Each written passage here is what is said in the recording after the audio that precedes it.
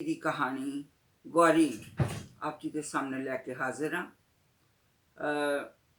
ਉਮੀਦ ਹੈ ਕਿ ਆਪ ਜੀ ਨੂੰ ਪਸੰਦ ਆਏਗੀ। ਗੌਰੀ। ਅੱਜ ਸ਼ਾਮ ਦੀ ਸੈਰ ਕਰਕੇ ਵਾਪਸ ਆਉਂਦਿਆਂ ਪਿੱਛੋਂ ਕਿਸੇ ਆਵਾਜ਼ ਮਾਰੀ, ਆਂਟੀ ਜੀ। ਪਹਿਲਾਂ ਸਮਝਿਆ ਪਤਾ ਨਹੀਂ ਕਿਸ ਨੂੰ ਕੋਈ ਆਵਾਜ਼ ਲਗਾ ਰਿਹਾ, ਪਰ ਜਦ ਹਫਦੀ ਹੋਈ ਉਹ ਆਵਾਜ਼ ਮੇਰੇ ਕੋਲ ਆਈ ਤਾਂ ਮੈਂ ਹੈਰਾਨ ਰਹਿ ਗਈ। ਗੌਰੀ, ਤੂੰ ਕਿਸ ਤਰ੍ਹਾਂ? ਕਿੰਨੇ ਸਾਲਾਂ ਬਾਅਦ? ਇੱਕਦਮ ਮੈਂ ਉਸ ਨੂੰ ਕਈ ਸਵਾਲ ਕਰ ਬੈਠੀ। ਪਰ ਤੂੰ ਹਾਲਤ ਕੀ ਬਣਾਈ ਹੋਈ ਹੈ? ਤੂੰ ਤਾਂ ਹਮੇਸ਼ਾ ਸਾਫ਼ ਸੁਥਰੀ, ਚਮਕੀ ਦਮਕੀ, ਚਹਿਕਦੀ ਰਹਿੰਦੀ ਸੀ ਜਦ ਮੇਰੇ ਘਰ ਆਉਂਦੀ ਸੀ। ਕੀ ਹੋ ਗਿਆ? ਅੱਗੋਂ ਹੀ ਮੁਸਕਰਾਹਟ ਚਿਹਰੇ ਤੇ ਲਿਆ ਕੇ ਕਹਿਣ ਲੱਗੀ, मेरी छोड़ो आंटी जी, भैया के पास तो नहीं चले गए? मैं क्या हाँ, पर तू तो हुण पहचान च नहीं आउंदी। तेरी तो शादी हो चुकी सी है ना, पर तेरा हार श्रृंगार जिसकी तू बहुत शौकीन सी। बस वो चुप हो गई। शायद उस नाल होर भी काम करन वालियां सन ते उन्हां सामने गल नहीं करना चाहती सी। कहने लगी, कल आप घर पर हो, मैं आपसे मिलने आऊंगी। कह के वो अपनियां काम करन वालियां सहेलियां नाल चली गई। पर सारे रस्ते घर तक आउंदियां मैनू उस गौरी दी शक्ल अखां सामने घूमदी रही। बहुत छोटी सी जद उसकी भैन मेरे घर काम करती सी ते वो भैन नाल आउंदी सी। वो टीवी वेखण दी बहुत शौकीन सी। घरां विचों जो कपड़े मिलते वो ठीक करके पाउंदी, पर एवें कैवें नहीं सी पाउंदी। जो उसनूं ठीक लगदे उही पाउंदी। नखरा तो शुरू तो ही सी। मेरियां गर्मियां दियां छुट्टियां च उसकी मां कहण लगी कि गौरी नूं तुसीं काम लई रख लवो। मैं क्या अजे छोटी है, मेरा दिल नहीं करता इस तो काम लवां। उसकी भैन नूं किसी घर सारे दिन का काम मिल गया, जिथे उसने सारा काम साफ सफाई, बर्तन, कपड़े धोना, खाना बनाना आदि करना सी। मेरी ना नुक्कर करन दे बावजूद भी उसने कहा कि कोई नहीं, छोटे मोटे काम कर लिया करेगी, बस इसको आप अच्छे लगे हो।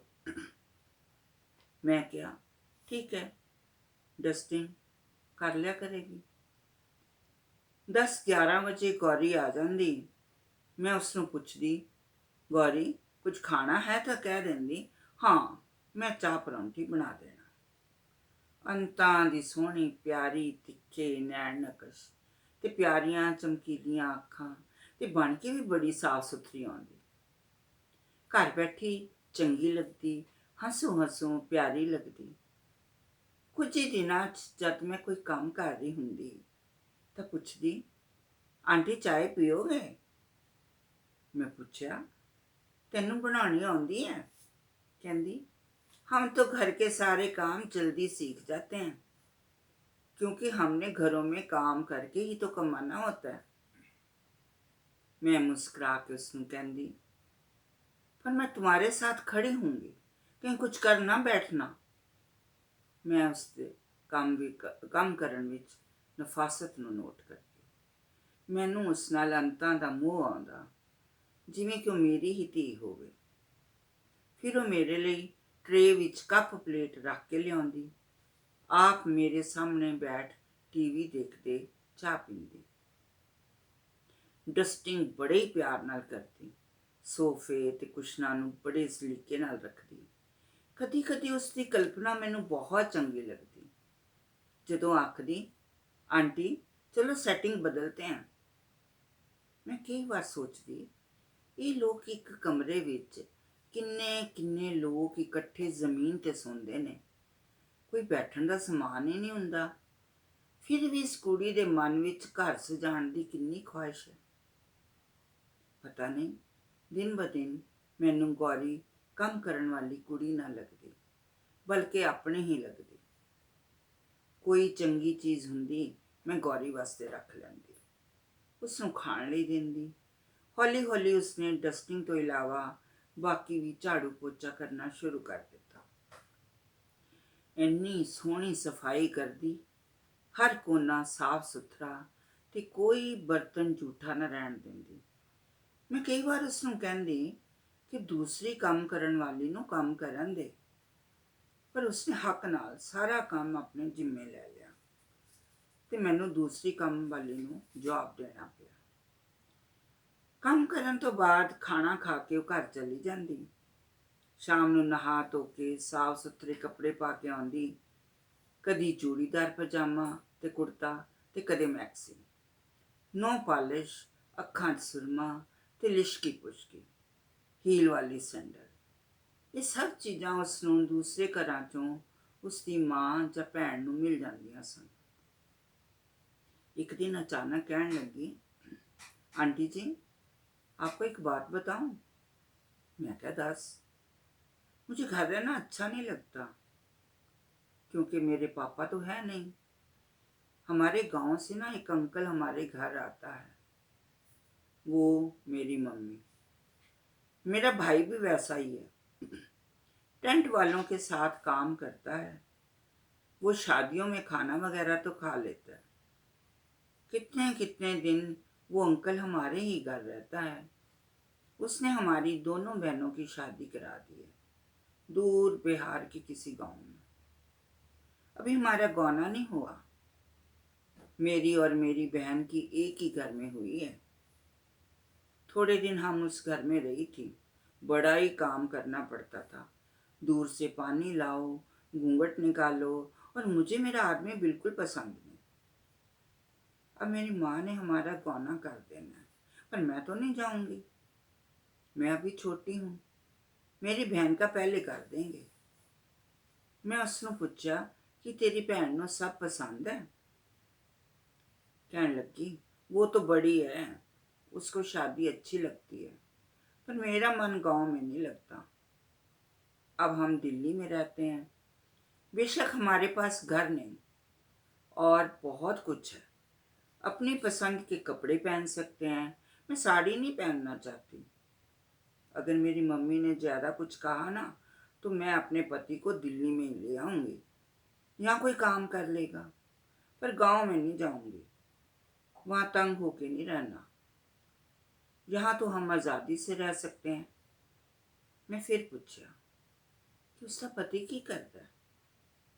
उसने कहा कि अभी तो वो 10वीं में पढ़ता है और उसने मुझे देखा है और कहता है कि जल्दी गौना कर दो। आंटी जी, पता नहीं, मुझे लगता है कि वो मेरे ख्यालों की तस्वीर से नहीं मिलता। कैसे उसके साथ जिंदगी बिताऊंगी? मैं हैरान उसके मुंह वाल वेख दी कि अजे ज्यादा उम्र भी नहीं ते अपने होने वाले साथी की तस्वीर इसने बना ली है, ते जिस नाल इसकी शादी हो गई है किवें उस नाल रहेगी? ये तो पढ़िया लिखिया कुड़ियां नूं भी मात करती है। कहती है, गौने के बाद हमें ये फैशन नहीं करने देंगे जो कि मुझे पसंद है। किन्ने होर अपने ख्याल ते जज्बात मेरे नाल वंडदी। मैं उसे दूर अंदेशी अकल ते कल्पना उडारी दी दात दिंदी। पर अज जद गौरी मिली तो मैं पहचान ना सकी। मैले जे सूट विच मूँह ते पिलकतन छाई हुई, कोई सजना तजना नहीं सी। सोचण ते मजबूर कर दिता। दूजा दिन होण नाल ही मैनू गौरी दी उडीक होण लगी। किन्ना कुछ उस वास्ते जोड़िया समान एक बैग च पा के रख लिया। कुछ साड़ियाँ, कुछ स्वेटर, बैडशीट ते उसके घर वाले वास्ते कपड़े ते कुछ आर्टिफिशियल ज्वैलरी आदि। सोचा कुछ रुपये भी उसनूं देवांगे। दोपहर वेले जब दरवाज़ा खड़किया तो गौरी खड़ी सी। उसनूं अंदर आउण लई कहा। उस लई चाह बनाउण लई रसोई विच गई। वो मेरे नाल रसोई विच ही आ गई। मैं पूछा, गौरी चल सुना अपनी कहानी, किवें गुजर रही है, किन्ना चिर हो गया, किन्ने बच्चे ने तेरे, वगैरह। ਕਿੰਨੇ ਸਵਾਲ ਮੇਰੇ ਅੰਦਰ ਉਸਦਾ ਜਵਾਬ ਢੂੰਡ ਰਹੇ ਸਨ। कहने लगी, आंटी पहले चाय पीते हैं, फिर मैं बताऊंगी। चाय पींदिया ही उसने कहा कि मेरी माँ तो उसी अंकल के साथ रहने लग गई। भाई की शादी हो गई, बहन गांव में चली गई। मैं गौने से पहले शर्त रख दी थी, अगर मेरा आदमी दिल्ली रहेगा तो ठीक है, नहीं तो मैं गांव में मर जाऊंगी। वो दिल्ली ही आ गया। सच पूछो, मेरे को बिल्कुल अच्छा नहीं लगता। बस मैं चुपचाप उसके साथ रह रही हूँ। वो कोई काम टिक के कर ही नहीं सकता, बस शराब पीता है और मैं काम करती हूँ। जो कमाती हूँ रोटी पानी और उसकी शराब में खर्च हो जाता है। शुरू में जब मैं सजती संवरती थी तो मना करता था कि सब तुम्हारी तरफ आंखें फाड़ फाड़ देखते हैं। कई बार मारता भी था, फिर मैंने सब शौक मार दिए। मैं पूछा कि बच्चे? कहने लगी, जब मेरा दिल ही उसको नहीं मानता तो बच्चे करके क्या करूं? आंटी, अब तो मैं जैसे तैसे घरों में काम करके ज्यादा देर बाहर ही रहती हूँ। उसको खाना भी खिलाती हूँ, शराब भी देती हूँ और अपने लिए सोचती हूँ शायद अगला जन्म अच्छा मिल जाए। मेरियां अखां विच हंझू भर चुके सन।